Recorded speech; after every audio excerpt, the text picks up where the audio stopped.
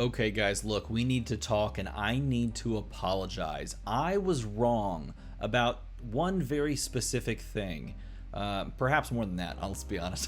But I was wrong about one very specific thing that I've said multiple times in videos just across the board when it comes to Monarch.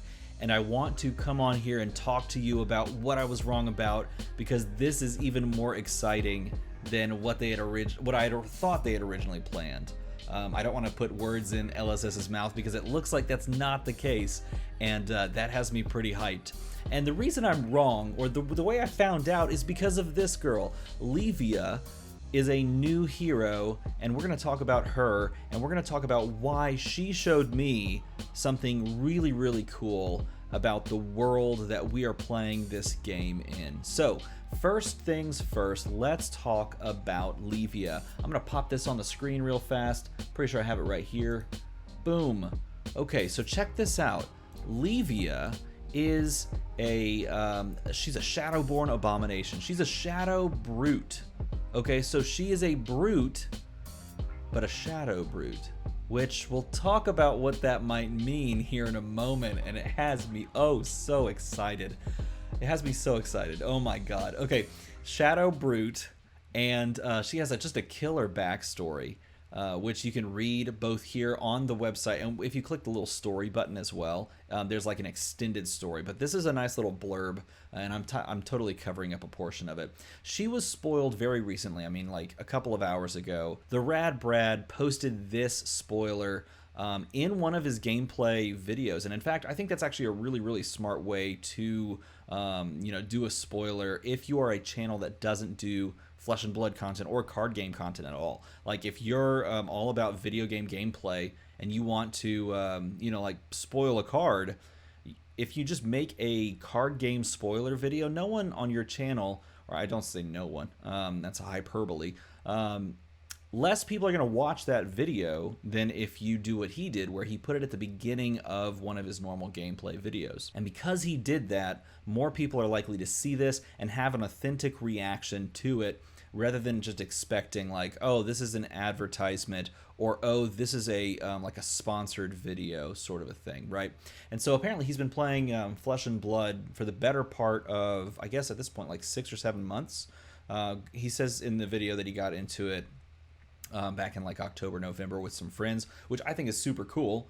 And that's exactly the way that people should be getting into the game, with friends. And so he posted this spoiler with the hero, and she looks really cool. She says this: Levia, Shadowborn abomination. And I'm pretty sure it's pronounced Levia because the name Levia means to join.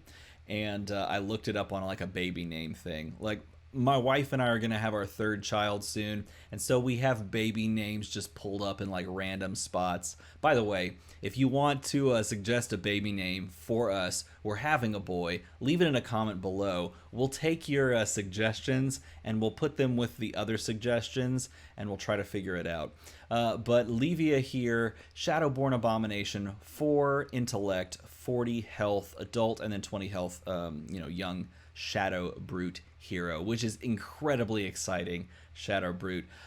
If a card with 6 or more attack has been put into your banished zone this turn, then cards you own with blood debt just don't trigger.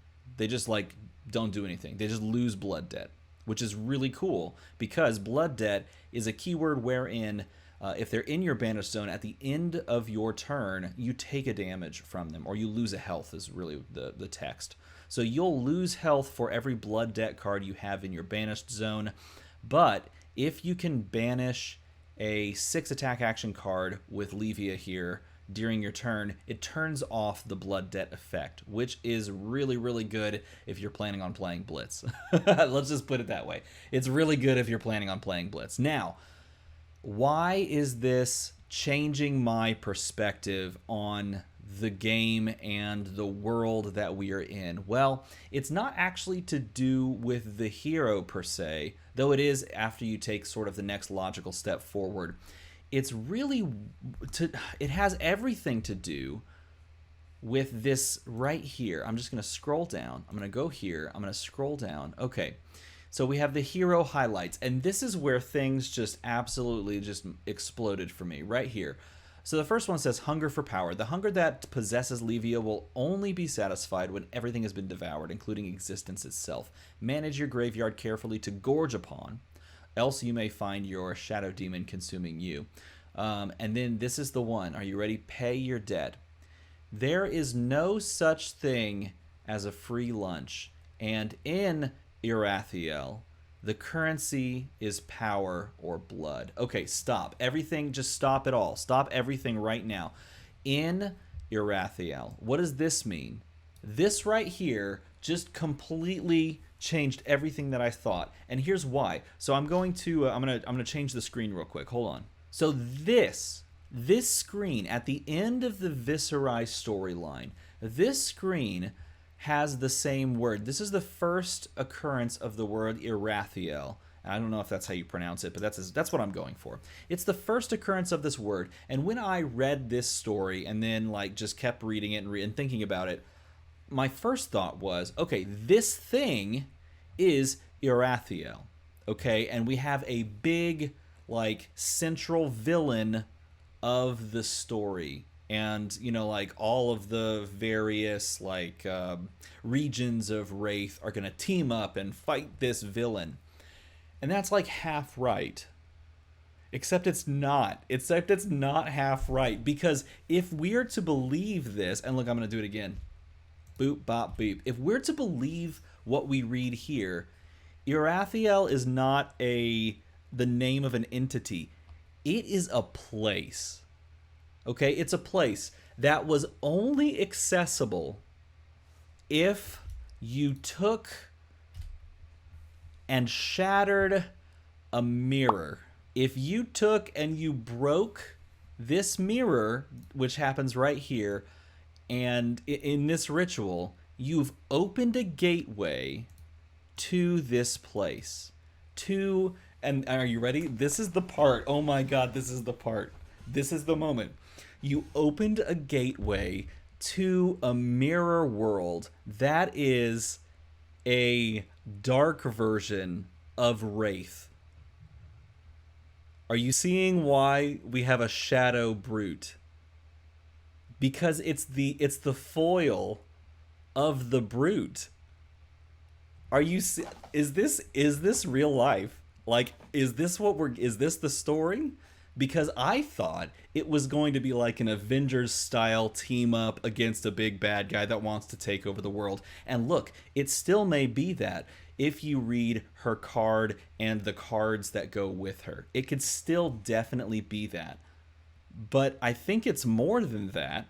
I think we literally have the case where Viserai has inadvertently opened a doorway to another plane of existence that is somehow a mirrored version of Wraith, or at least to the point where we have like light versions of heroes or classes and shadow versions of the same thing, which is why we have a shadow brute. And it's why we could also consider seeing shadow versions of every class rather than getting new classes in this set.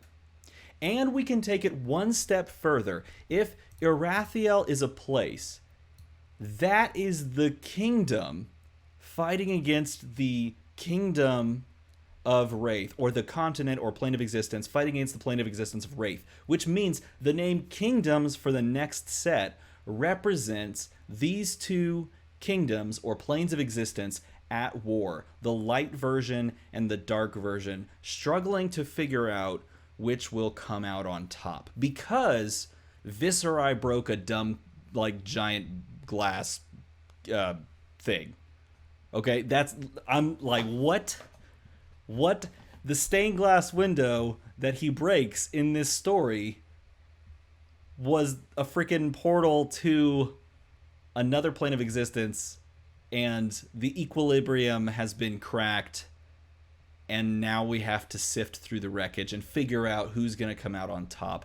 Or maybe they like tell some story where characters band together to try and close the gateway. I don't know, but I was completely wrong thinking that this right here was the name of a like a big bad. And in fact, the name is like Blasphemet. Okay, that's the name, which is, you know, it's just kind of a, I guess it's like, I don't want to say it's derivative, but like blasphemy and like Baphomet, like you combine, yeah. Anyway, that's probably the big bad that's trying to take over the world, which is actually talked about on, you know, like the, I think it like the spoiler card, like blurb. I'll put it on the screen. But the fact that I thought that this meant like this random dragony dude, which this, by the way, this random dragony dude's probably Blasphemet, and didn't actually mean what it does probably mean, that we're looking at two kingdoms that are foil versions of each other battling it out because this gateway was opened. This is crazy. This is so much better than what I had intended. What do you guys think about this? Do you think this is correct? It just seems right to me. Does this look right to you? I can't help but think that this is correct. And it's all because of Livia. And it's all because of that single little moment in Livia's like explanation. So I may be reading way too far into this. I may just be like way too hyped about this, and I'm like finding little things that like make my head explode. I don't know. Let me know in a comment below. Am I way off base here? I would love to have your input. I'd love to know what you think about this. And as always, everybody, thanks for watching.